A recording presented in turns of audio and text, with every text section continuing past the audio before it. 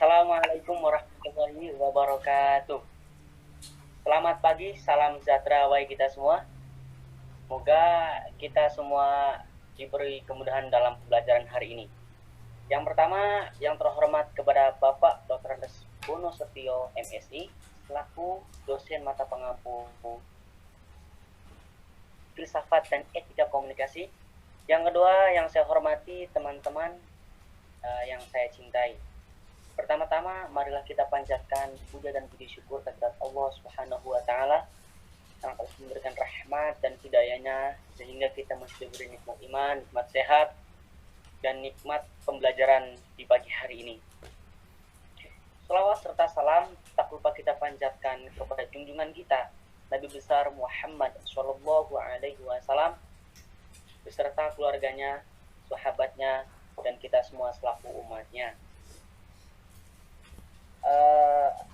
Kami dari kelompok 3 akan mempresentasikan yaitu dengan tema konstruksi realitas sosial. Dengan keanggotaan ada 9 anggota. Di antaranya yang pertama Arya Sugriati, kedua Muhammad Rohib, ketiga Franky Septian, keempat Reja Porkonja, 5 Maesti Katrina, 6 Agnia Melina Sari, ke-7 Alfian Apnaf Rivaldo, ke-8 Salma Ziholton, dan yang terakhir saya yaitu selaku moderator Ahmad Dari Fauzan. Langsung saja untuk mempersingkat waktu, penjelasan yang pertama akan dibawakan oleh Mbak Catherine, akan menjelaskan biografi. Kepadanya saya persilakan. Baik, bismillahirrahmanirrahim. Terima kasih atas kesempatan yang telah diberikan kepada saya. Sebelum kita lebih lanjut mengenal tentang teori-teori yang dikembangkan oleh Peter L. Berger, kita perlu tahu siapa sebetulnya Peter L. Berger itu. Nah, di sini saya akan menjelaskan hal tersebut. Peter L. Berger atau Peter Ludwig Berger merupakan seorang sosiolog dan teolog asal Amerika. Beliau lahir pada tanggal 17 Maret 1929 di Vienna, Austria. Namun ia tumbuh dan besar di Wina dengan orang tua Georgi William dan Jilka Low Berger yang beragama Yahudi, namun kemudian mereka pindah agama menjadi Kristen. Setelah Perang Dunia Kedua, Peter L. Berger beremigrasi ke Amerika Serikat.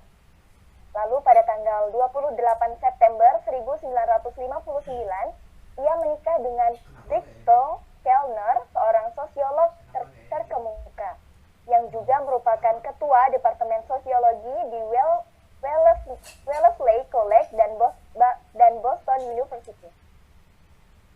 Lalu, Peter L. Berger meninggal pada tanggal 27 Juni 1900.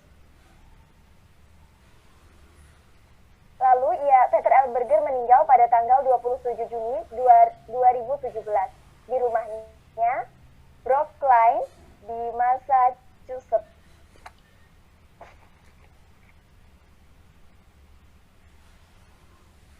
Selanjutnya adalah riwayat pendidikan. Yang pertama, Peter L. Berger pernah menempuh pendidikan di Wagner Memorial Lutheran College pada program studi filsafat dengan gelar BA atau setara dengan S1, lalu kemudian ia melanjutkan pendidikannya di The New School for Social Research, New York. Lalu ia mendapatkan gelar Master of Arts atau MA atau setara dengan S2 pada tahun 1952, dan kemudian ia memperoleh gelar doktor di Doctor of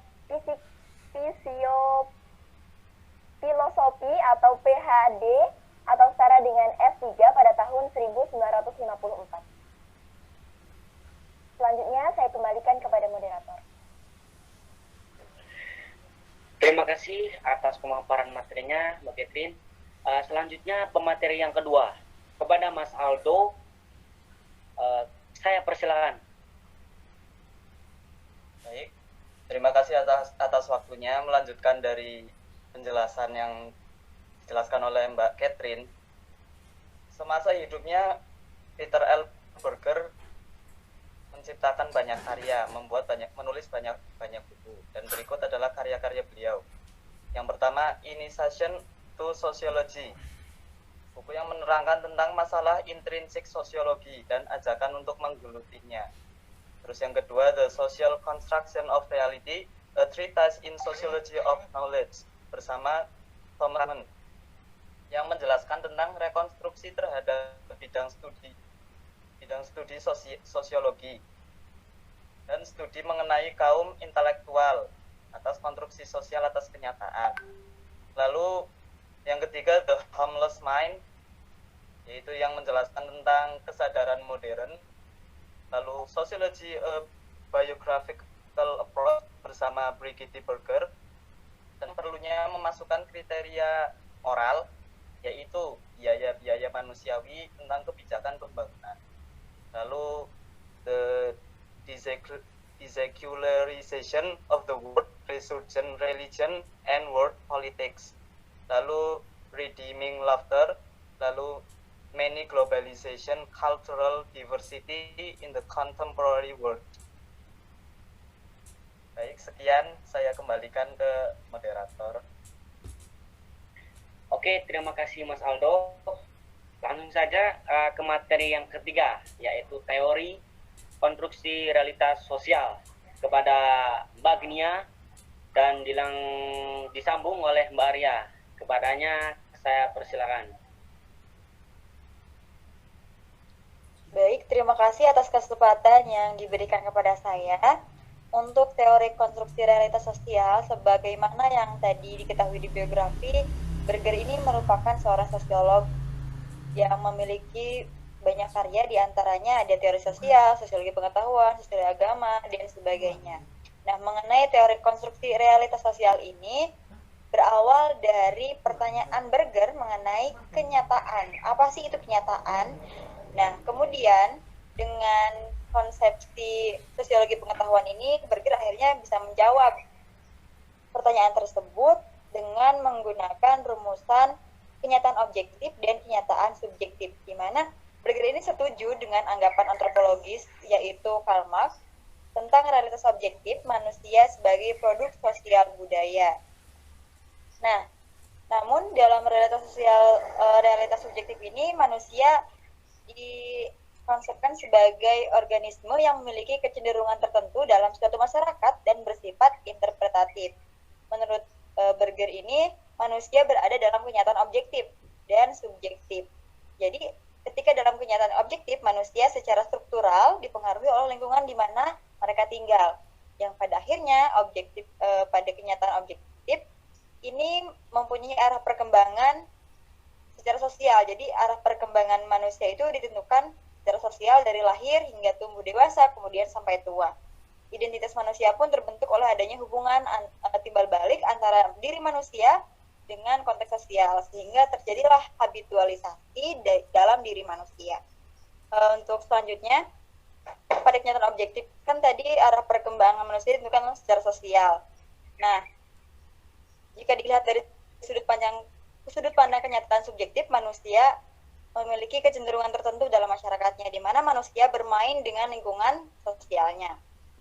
Nah, kemudian dengan penjelasan historis mengenai konsepsi sosiologi pengetahuan, Berger akhirnya menyeleksi bentuk-bentuk pengetahuan yang mengisyaratkan adanya kenyataan sosial, di mana sosiologi pengetahuan harus mampu melihat pengetahuan sebagai struktur kesadaran individual dan mampu membedakan pengetahuan dan kesadaran. Jadi, untuk pengetahuan sendiri merupakan suatu kegiatan yang menjadikan suatu kenyataan menjadi kurang lebih bisa diungkapkan. Sementara kesadaran menjadikan seseorang lebih mengenal dirinya ketika sedang berhadapan dengan kenyataan tertentu. Pengetahuan lebih menekankan pada urusan antara subjek dan objek yang berbeda dengan diri sendiri. Sedangkan kesadaran lebih berurusan dengan subjek yang sedang mengetahui dirinya sendiri. Nah, selanjutnya untuk memahami apa yang nyata bagi masyarakat, bagaimana sih kenyataan atau realitas sosial di masyarakat, Berger membentuk teorinya tentang konstruksi realitas sosial itu dalam 3 tahapan.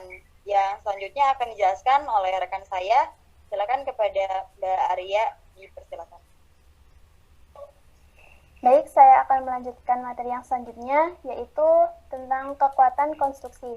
Di mana kekuatan konstruksi ini terbagi menjadi 3, yaitu yang pertama, peran sentral bahasa memberikan mekanisme konkret, di mana budaya mempengaruhi pikiran dan tingkah laku individu. Yang kedua, konstruksi sosial dapat mewakili kompleksitas dalam satu budaya tunggal dan tidak mengasumsikan keseragaman. Dan yang terakhir, bersifat konsisten dengan masyarakat dan waktu. Selanjutnya,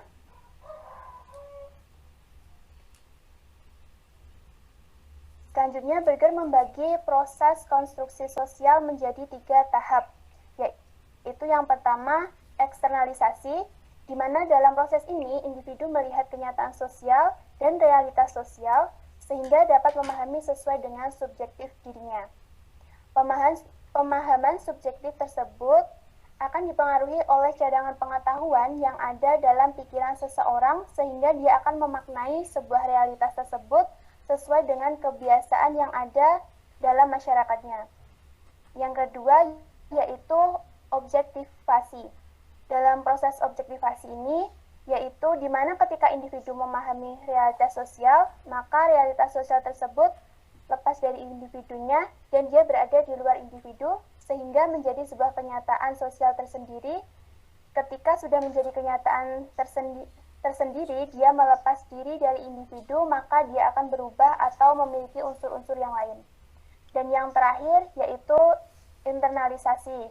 Internalisasi adalah individu mengidentifikasi diri di tengah lembaga-lembaga sosial atau organisasi sosial di mana individu tersebut menjadi anggotanya.